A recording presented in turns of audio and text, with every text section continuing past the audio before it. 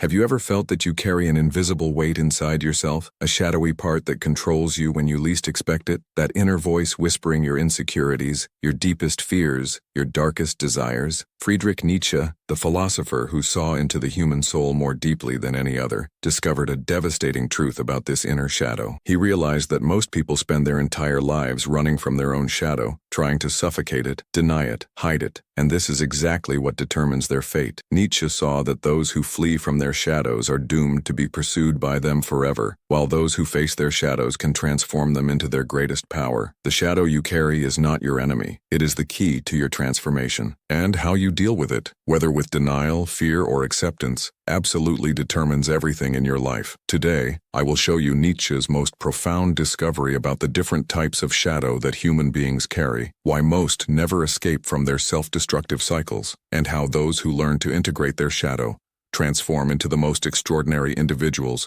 who have ever walked the earth. Nietzsche did not begin his life as a revolutionary thinker. He was the son of a Lutheran pastor, born in 1844 in the small town of Rücken, Prussia. He was raised to be a morally exemplary person, to follow the rules, to be good in the most conventional sense of the word. During his early years, Nietzsche was exactly that, a model student, well-behaved, dedicated, obedient. Even his teachers noticed something special about him, calling him the little pastor due to his premature seriousness and impeccable behavior. But there was something within him that deeply troubled him, a restlessness, a constant feeling that there was something false about all the morality he was taught, something hypocritical in the way people seem to suppress their true impulses, just to appear virtuous in the eyes of others. It was only when a series of health crises forced him to withdraw from conventional society that Nietzsche began to perceive the disturbing truth about the human shadow. In 1879, at the age of 35, he was forced to abandon his promising career as a professor of philology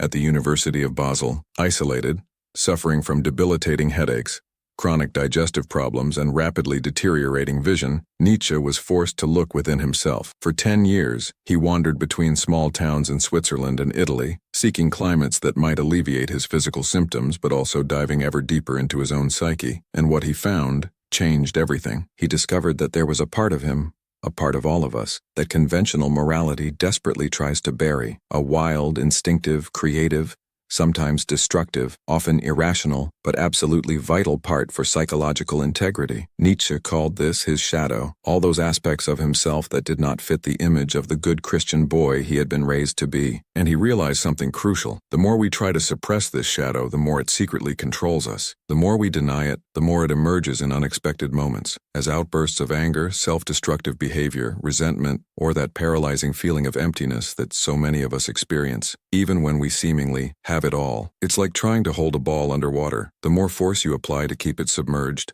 the more violently it erupts when your control fails. This was the discovery that changed everything. Nietzsche realized that there are different types of shadow, different ways in which this repressed material manifests, and it is the specific type of shadow that a person carries that determines the entire trajectory of their life. And most importantly, he discovered that the shadow is not something to be defeated or eliminated. It is something to be integrated, accepted, and eventually transformed into your greatest strength. That's what I'm going to show you today. The types of shadow that Nietzsche identified, how to recognize which one you carry, and the exact method he discovered to transform your shadow from your greatest weakness into your ultimate strength. If you've ever felt that there is something within you struggling to express itself, something deeper and perhaps more dangerous than what you show to the world, write "I see my shadow" in the comments now, because the first step to transformation is recognition. Nietzsche discovered that all people fall into one of 4 main types of shadow bearers, and the specific type you carry determines not only your self-destructive behaviors, but also your unique path to transcendence. Let's examine each one,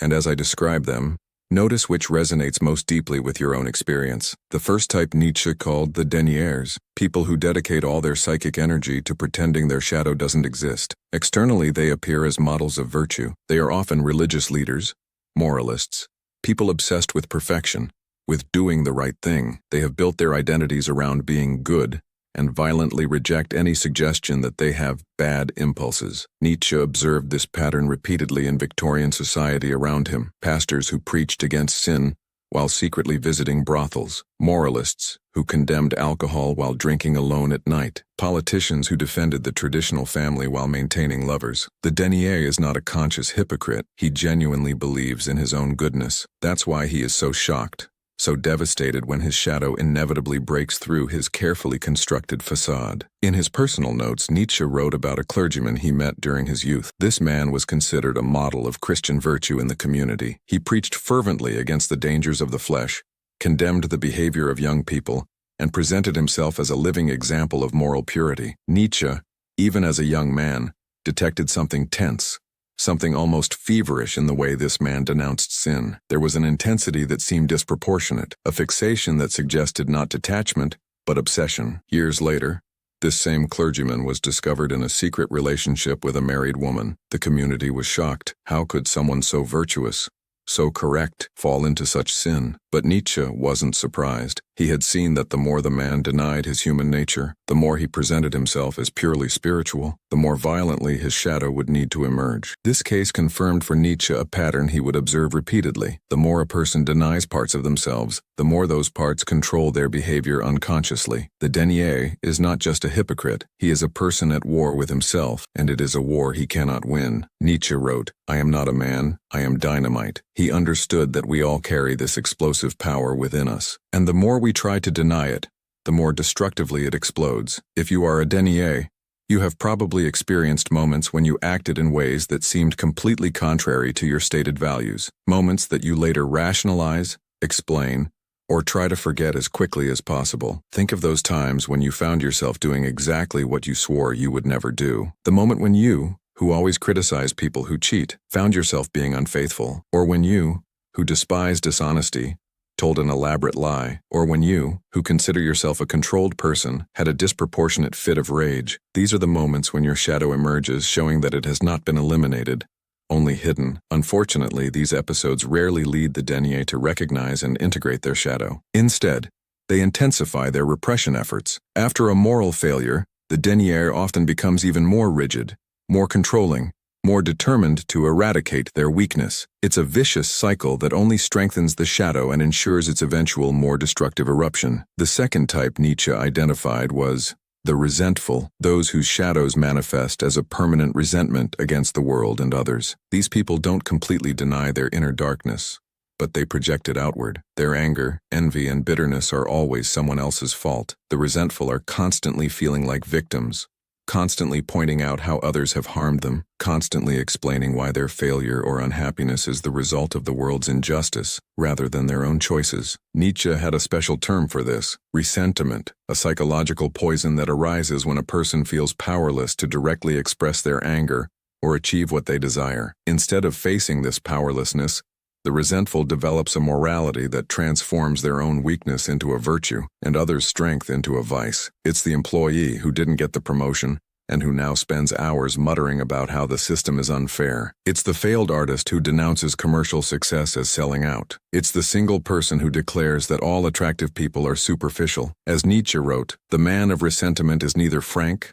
nor naive, nor honest and straightforward with himself. His soul squints. Nietzsche saw in resentment a poison even more dangerous than denial, because resentment not only distorts the person's relationship with themselves, but poisons all their relationships with others. The resentful is constantly at war with the world, always blaming, always judging, never taking responsibility. He observed this closely in many of his intellectual contemporaries, writers and thinkers who couldn't get the recognition they desired, and instead of facing their limitations, transformed their mediocrity into a virtue. They created entire philosophies based on the idea that success was morally suspect, that popularity indicated superficiality, that true greatness was necessarily misunderstood and rejected. In his work on the genealogy of morality, 1887, Nietzsche describes how slave moralities arise precisely from this resentment. The weak, unable to directly express their anger against the strong, create moral systems that condemn strength, self-assertion, and pride as sins, while elevating weakness,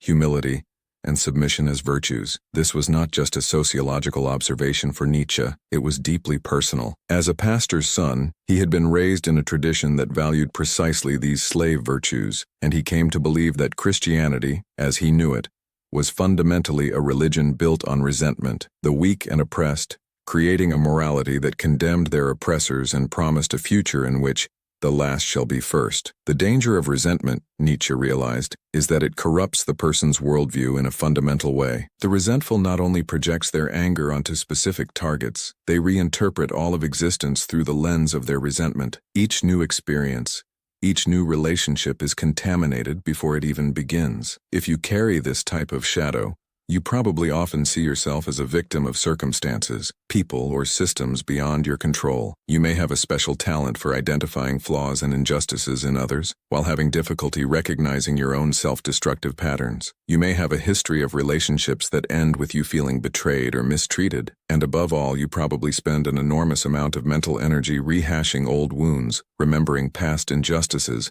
and fantasizing about revenges or vindications that never come. The third type Nietzsche called the ascetics, those who have seen their shadow and were so terrified by it that they decided to declare war on themselves. Ascetics are in constant self-discipline, self-punishment, and self-denial. They suspect all pleasure, fear all natural impulses, and are constantly vigilant against any sign of weakness in themselves. Historically, we see this type in monks who flagellated themselves, in mystics who fasted to starvation, in Puritans who saw sin in every natural impulse. But today, modern ascetics appear in different ways, in the executive who never takes vacations, in the athlete obsessed with their body to the point of injury, in the person who follows extreme diets or fitness regimens, not for health, but as a form of control. The ascetic transforms their fear of the shadow into a virtue, making extreme self-discipline a kind of personal religion. As Nietzsche observed, man would rather will nothingness than not will. In other words, people would rather destroy their own desires than feel the emptiness that comes from not knowing what they really want when they strip away all the layers of social conditioning. Nietzsche studied asceticism extensively, both in its religious and secular manifestations. He noted that there was something paradoxical about the ascetic impulse. It was, in its essence, a desire for power, but a desire for power turned against oneself. The ascetic, unable to exercise control over the external world, turns all their impulse for control inward, subjugating their own body and mind with relentless discipline. On the Genealogy of Morality, Nietzsche writes, "The ascetic priest must be considered as the predestined savior, shepherd, and defender of the sick flock. Only thus can we understand his enormous historical significance." The ascetic, by their extreme example of self-mastery, offers a kind of hope for those who suffer. If I cannot control my pain, I can at least control my reaction to it. But Nietzsche saw the danger in this path. The ascetic ends up becoming a tyrant to themselves, a relentless judge who is never satisfied. And ironically, the more the ascetic tries to destroy their natural impulses, the more obsessed with them they become. The monk who tries to eradicate sexual desire ends up thinking about sex constantly. The Puritan obsessed with avoiding sin sees temptation everywhere. The ascetic doesn't eliminate their desires, they just repress them and transform them into a negative fascination that dominates their life. Nietzsche observed this pattern in himself during his years as a young professor. Disciplined to the extreme, he worked incessantly, ignoring his sick body, his desires for human connection, his need for rest and recovery. He prided himself on this self-discipline, seeing it as a form of moral and intellectual superiority. Only when his health completely collapsed, forcing him to abandon his academic career, did he begin to question the value of this self-destructive asceticism. If you are an ascetic,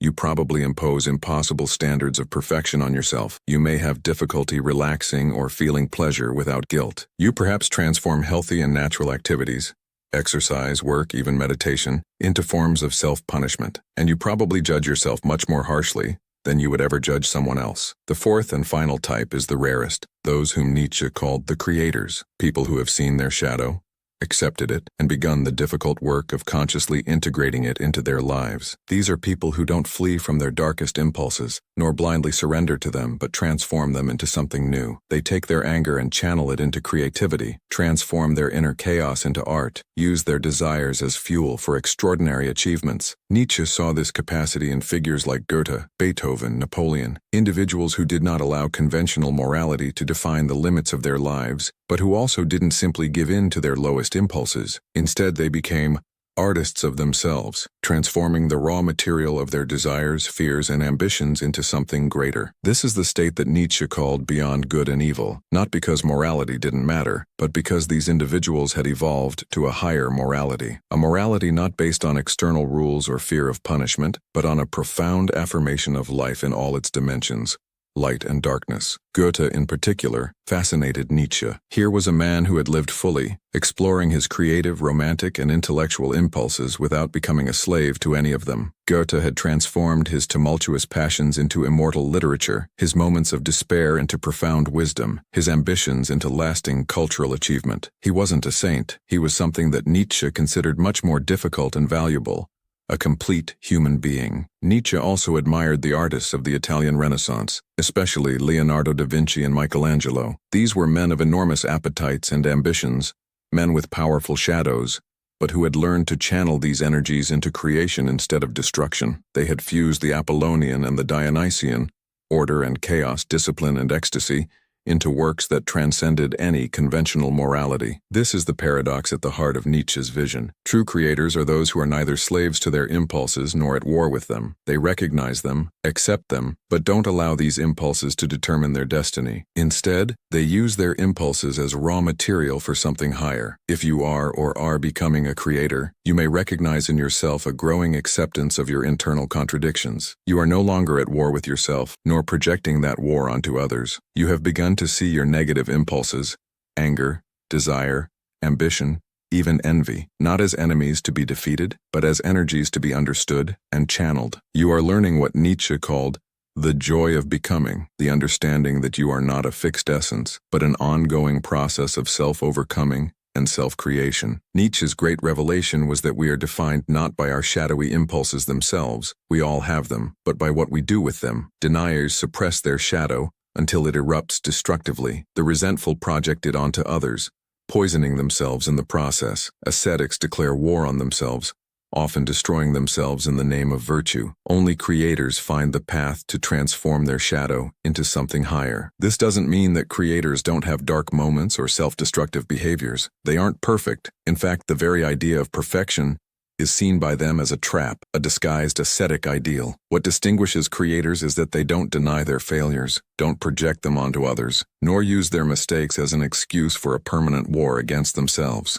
Instead, they see them as part of their raw material, more experiences to be integrated into their ongoing project of self-creation. So, which of these types do you recognize in yourself? Is your first instinct to deny your anger, your envy, your inappropriate desires? Do you find yourself constantly blaming others or the world for your problems? Are you at war with yourself, punishing yourself for every small pleasure or failure? Or have you begun to recognize and integrate all aspects of yourself, transforming even your darkest qualities into fuel for growth and creation? Share in the comments which type of shadow you most identify in yourself. Write, I am a denier, I am resentful, I am an ascetic, or I am a creator. Your journey begins with that honest recognition. But Nietzsche went beyond simply identifying these types. He discovered that the shadow itself is not static. It evolves and transforms throughout a person's life. And most importantly, he mapped out the path by which someone can evolve from an unconscious shadow bearer to a conscious creator. The journey begins with what Nietzsche called the death of God, not necessarily in a literal or religious sense, but as a metaphor for the moment when you realize that there is no absolute moral authority outside yourself. It's the moment when you recognize that all the rules, all the shoulds that you've internalized, are not absolute truths, but cultural and historical constructions. This is a terrifying moment. As Nietzsche wrote, we are all exhausted by its weight, but also perplexed by this new relief, for it gives us a new appearance of lightness, a new permission. We are free again, after having lived in a prison and in a stuffy air for so long. Nietzsche's famous declaration, God is dead, pronounced by the character of the madman in The Gay Science, 1882, was not so much an attack on religion as a diagnosis of the spiritual condition of modern Europe. Nietzsche saw that the metaphysical foundations of Western morality were crumbling, that people no longer really believed in a divine authority that sanctioned moral rules, even if they continued to act as if they believed. This death of God creates a dangerous void. Without an external source of value and meaning, we face what Nietzsche called nihilism, the sense that nothing really matters, that all values are arbitrary, that existence has no inherent purpose. It's a psychologically unbearable condition, and many people flee from it as quickly as possible. This freedom is both exciting and dangerous. It's the moment when you realize that your choices are yours, that you can no longer hide behind external rules or expectations, that you, and only you, are responsible for creating meaning in your own life. Many people recoil from this freedom, They quickly seek new authorities, new rule systems, new moralities to hide behind. This explains why so many people jump from one rigid ideology to another, from one dogmatic religion to another, or from one controlling relationship to another. They are fleeing the terror of their own freedom. Nietzsche observed this pattern in many of his contemporaries. As traditional Christianity lost its power over European minds, new ideologies emerged to replace it: nationalism, socialism, scientism, various totalitarian philosophies. All offered the same comfort that religion had provided: certainty, purpose, an external authority to define right and wrong. Nietzsche himself went through this terror. Raised in a deeply religious family, his loss of faith was not just an intellectual change, but an existential crisis that shook the foundations of his identity. In his letters from this period, he describes the anguish of looking at a universe without God, without inherent purpose, a universe indifferent to human suffering. He went through periods of extreme despair before finding a path beyond nihilism. This is the point where many get lost. Some become permanent nihilists, seeing all morality as a fraud, all meaning as an illusion, all effort as ultimately futile. Others run back to the comfort of rigid belief systems, often becoming more dogmatic than they were before, as if the intensity of their belief could make up for its lack of foundation. But those who persist enter what Nietzsche called the lion stage, the period when you actively destroy your old limiting beliefs and conditionings. It's a moment of rebellion, of saying no to everything you previously accepted without questioning. It's when you begin to see through herd morality and recognize your own true impulses. In Thus Spoke Zarathustra, 1883-1885, Nietzsche describes 3 transformations of the spirit: how the spirit becomes a camel a lion, and the lion, finally, a child. The camel is the spirit of burden,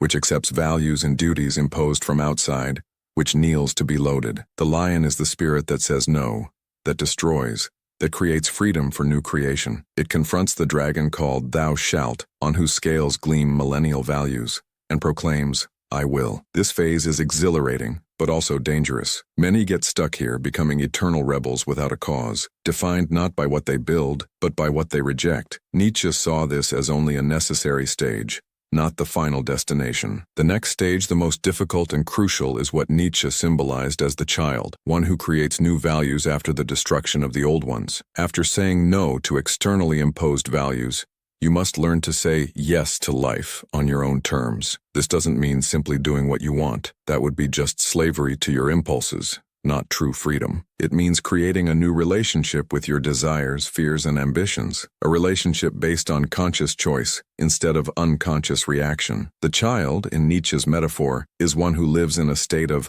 blessed forgetting, free from the weight of the past, able to play and create new values. The child doesn't need the security of external rules, nor the rebellion against those rules. They create spontaneously, moved by a sacred yes to life. Nietzsche called this becoming who you are, the process of discovering and creating your authentic nature, not as something fixed and predetermined, but as a constantly evolving project. It's an ongoing process of self-overcoming, of transforming even your darkest aspects into something greater. This is not an easy project. Nietzsche did not promise easy happiness or peace of mind. In fact, he was deeply suspicious of these promises, seeing them as temptations to return to the comfort of the herd. What he offered was something harder and more valuable: the possibility of a life lived in all its fullness, with all its challenges, pains, and joys. A life that denies no aspect of human experience, but transforms everything into fuel for growth and creation. This is the secret that Nietzsche discovered and that changed everything. Your shadow,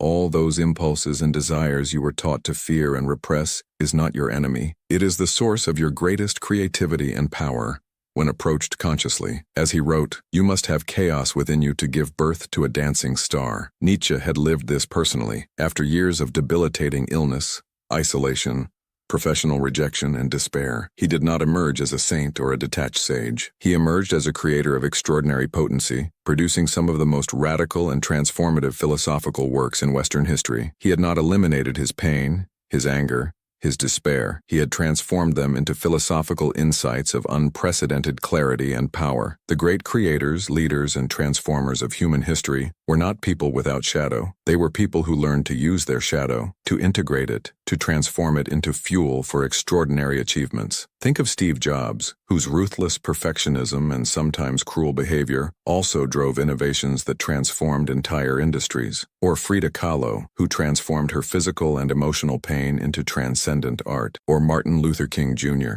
who channeled his righteous anger against injustice into a movement of nonviolent social change. All had powerful shadows. The difference is that, instead of being unconsciously controlled by these shadows, they learned to consciously integrate them into their lives and work. They transformed poison into medicine. For Nietzsche, the figure of Richard Wagner exemplified this process. Wagner was a man of enormous appetites and ambitions, often self-centered to the point of megalomania, capable of cruelty and betrayal in his personal life. But he channeled these same dark energies into music of unprecedented power and depth. He did not become a better man by eliminating his shadow, but by transforming it into art. Similarly, Beethoven, another of Nietzsche's heroes, did not compose his most profound music despite his anger, bitterness, and despair, but through them, his progressive deafness, his social isolation, his romantic disillusionments, all were transformed into music that expressed not just pain but triumph over pain. As Nietzsche wrote about Beethoven, without music, life would be a mistake. This is what Nietzsche offers each of us: a path to stop running from our shadows, to stop fighting against ourselves, and to begin the transformative work of integration. Because the truth is that you cannot defeat your shadow. It is part of you, and the more you try to suppress or deny it, the more it will control you in ways you don't even realize. But how exactly do you do this? How do you begin this work of shadow integration? Nietzsche identified 3 specific practices that form what I call the Nietzschean method of shadow integration. The first practice he called amor fati, love of fate. It is the radical acceptance of everything that has happened in your life, including your darkest parts, your biggest mistakes, your deepest shames. It is not passive resignation but a powerful and affirming yes to life exactly as it is, with all its beauty and horror. Nietzsche wrote, "My formula for greatness in a human being is amor fati, that one wants nothing to be different, not forward, not backward, not in all eternity, not merely bear what is necessary, still less conceal it,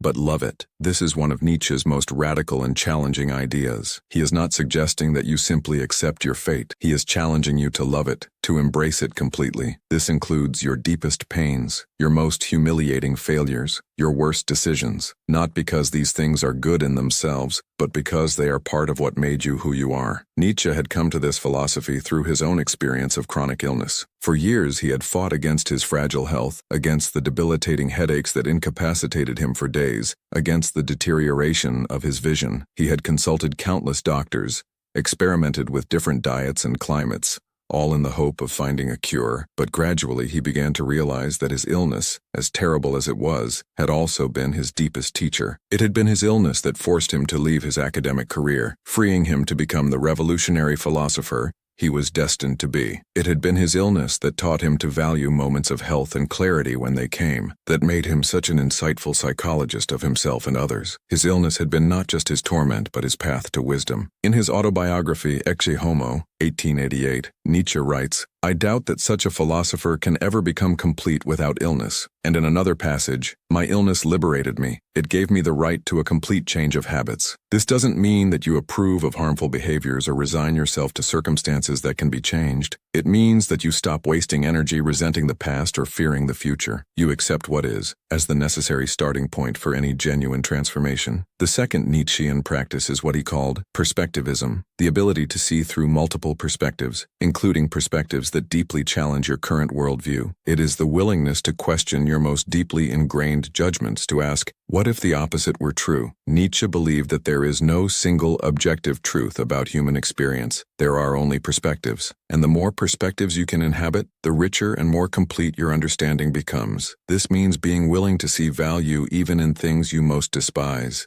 to find wisdom even in worldviews you've rejected. It's a deeply uncomfortable but transformative exercise. As he wrote, "He who fights with monsters should be careful, lest he thereby become a monster. And if you gaze long into an abyss, the abyss also gazes into you." By adopting perspectivism, you begin to recognize the shadow not just in yourself, but in the moral systems you've adopted, in the identities you cling to, in the beliefs you hold sacred. This perspectivism was central to Nietzsche's philosophical method. He wasn't just a theorist of perspectivism. He constantly practiced it in his own life and work. His books are remarkable for the way he assumes different voices, different personas, even different temperaments. He can write as a clinical psychologist on one page, as a mystical prophet on the next, and as a biting satirist on the following. This ability to shift perspectives allowed Nietzsche to see the value even in systems he harshly criticized. For instance, while he rejected Christianity as a cultural force, he could recognize the extraordinary psychological insight contained in many of its teachings. While he despised asceticism as a way of life, he recognized the power and discipline that the ascetic ideal had given to the European mind. Perspectivism is not relativism. It is not the belief that all perspectives are equally valid. It is rather the recognition that no single perspective can capture the whole truth, that each worldview reveals some aspects of reality while hiding others.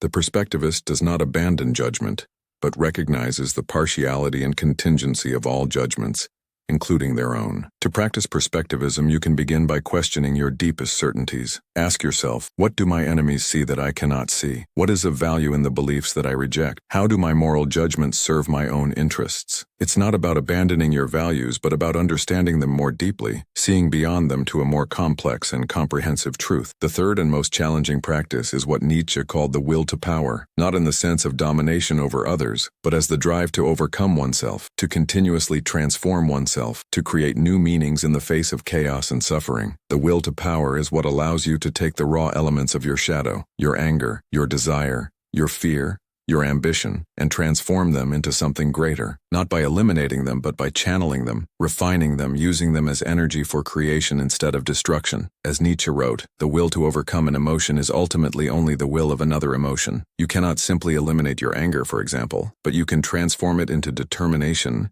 into creative passion, into struggle against injustice. You cannot eliminate your desire, but you can transform it from blind consumption into conscious creation. The concept of will to power is often misunderstood. Many interpret it as a celebration of domination, as a philosophy of power over others. But for Nietzsche, authentic will to power is always primarily power over oneself, a capacity for continuous self-transformation. This misinterpretation is not accidental. Nietzsche himself observed how easily his concepts could be distorted by those seeking justification for their own impulses of domination. In his late notes, he expressed concern about how his philosophy could be used to justify precisely the kind of brutality he despised. After Nietzsche's death, his writings were indeed appropriated and distorted by fascist and Nazi movements, largely due to the manipulation of his work by his sister, Elisabeth Förster Nietzsche, who was anti-Semitic and nationalist, precisely the kind of person Nietzsche had harshly criticized during his life. The true will to power,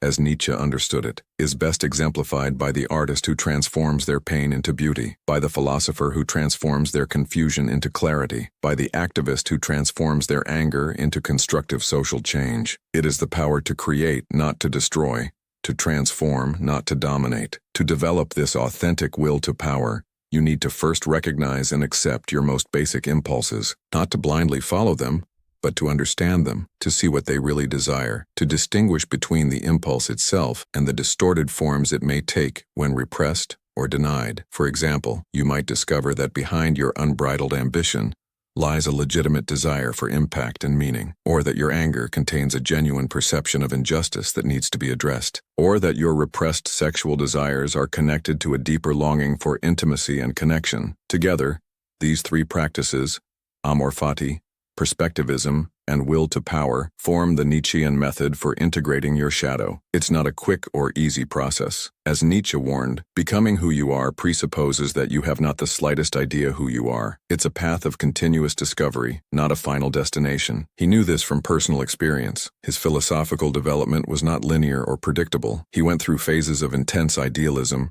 of desperate pessimism, of nihilistic rebellion, before finally finding his way to the affirmative philosophy of his last years. Each phase was necessary. Each error was part of the process. As he wrote in Beyond Good and Evil, the most spiritual human being, assuming this is the most courageous one, also experiences the most painful tragedies, but it is precisely for this reason that he honors life, because it opposes him with its greatest antagonisms. But what Nietzsche promises is nothing less than a complete transformation of your relationship with yourself and with the world. When you stop running from your shadow and begin consciously integrating it, something extraordinary happens. You stop being moved by forces you don't understand. You begin to create your life instead of just reacting to circumstances. You become, in Nietzsche's words, a destiny instead of a victim of destiny. This is where Nietzsche's deepest discovery comes into focus. The type of shadow you carry is not a perpetual sentence. It's a starting point. Whatever your current type, denier, resentful, ascetic, you can evolve. You can become a creator. And this is the true revolution of Nietzsche's thought. The idea that we can transform even our darkest aspects into something greater, that nothing in our nature needs to be denied or rejected, only transformed. As he wrote, the spirit now enjoys its plurality as its liberation and redemption, and in its spirit it enjoys its wild freedom. Deniers can learn to recognize and accept their darkness, instead of suppressing it until it explodes. The resentful can stop projecting their anger onto others and begin using that energy to create, instead of destroy. Ascetics can make peace with their own nature instead of being in constant war with themselves. Each of these paths is unique and none is easy. As Nietzsche warned, becoming what one is a unique and incomparable task for each one. There is no single formula, no standardized system. There is only the ongoing work of self-observation, self-acceptance, and self-transformation. But what all these journeys have in common is the courage to look honestly at one's own shadow, to stop pretending to be only light, and to begin the work of integration. As Nietzsche wrote, I tell you, one must still have chaos within oneself to give birth to a dancing star. I tell you, you still have chaos within you. This work of shadow integration is not just an individual psychological project, it has profound implications for our entire culture. Nietzsche saw traditional Western morality, with its emphasis on purity and the eradication of sin, as fundamentally hostile to life in its fullness. He believed a new morality was needed, one that could affirm all aspects of human experience and transform them into something greater. In Beyond Good and Evil, he wrote, "What is done out of love is always beyond good and evil." This is not a rejection of morality itself, but a call for a higher morality, based not on fear and repression, but on affirmation and transformation. This broader cultural project is only beginning. We still live in a society deeply divided between those who completely deny the shadow, traditional moralists, and those who blindly celebrate it, hedonistic nihilists. Few have found the middle path that Nietzsche pointed to, the path of integration, transformation, creation. Nietzsche anticipated a time when more people would awaken to the need to create their own values instead of simply accepting values imposed from outside. He saw signs of this awakening in artistic movements of his time, in new philosophical currents, in individuals who dared to live outside established social conventions. But he also knew that such cultural transformation would take generations, perhaps centuries. Today, more than a century after Nietzsche's death, we can see signs that this awakening continues. The renewed interest in his philosophy, the growth of depth psychology initiated by Jung, who was deeply influenced by Nietzsche, the search by many for more authentic and meaningful ways of life, all this suggests that the seeds Nietzsche planted continue to germinate. But the work is far from complete. As a society, we continue to struggle with the same crisis of meaning that Nietzsche diagnosed. We continue to oscillate between repressive morality and destructive nihilism, between the comfort of external rules and the terror of radical freedom, and, individually, we continue to struggle with our own shadows, trying to deny them, project them, or suppress them instead of integrating and transforming them. That's why Nietzsche's message remains as vital today as it was in his own time. He offers us a path beyond the false alternatives of moralistic repression and nihilistic indulgence. He shows us that we can be honest about our shadows without being dominated by them, that we can create meaning in a universe without inherent meaning, that we can transform even our pain and chaos into sources of creativity and strength. What Nietzsche offers is not comfort or security, but something much more valuable, a life lived in the totality of its potential, a life not restricted by fear of its own nature, a life where even your darkest qualities become part of your greatness, not obstacles to it. But to begin this journey, you first need to recognize where you are now. You need to see with relentless clarity what type of shadow bearer you have become. Then and only then can you begin the work of transformation. So I ask again, what type of shadow do you carry? Are you a denier, desperately trying to keep your darkness hidden behind a facade of perfection? Are you resentful, always finding someone to blame for your situation? Are you an ascetic in constant war with yourself? Or have you already begun the path of the Creator, integrating all aspects of yourself into something greater? Share your answer in the comments now. Write, I am a denier, I am resentful, I am an ascetic, or I am a creator. This simple act of recognition can be the first step in your own journey of transformation, because Nietzsche's final message is one of radical hope. No matter how repressed, projected, or denied your shadow has been until now, you always have the capacity to transform it. You can always, in his words, become who you are. There is a passage in Thus Spoke Zarathustra where Nietzsche writes, "I love him who lives for knowledge, and who wants to know so that the overman may live someday, and thus he wants his own downfall." What he means is that true growth requires the willingness to let earlier versions of yourself die, the denier, the resentful,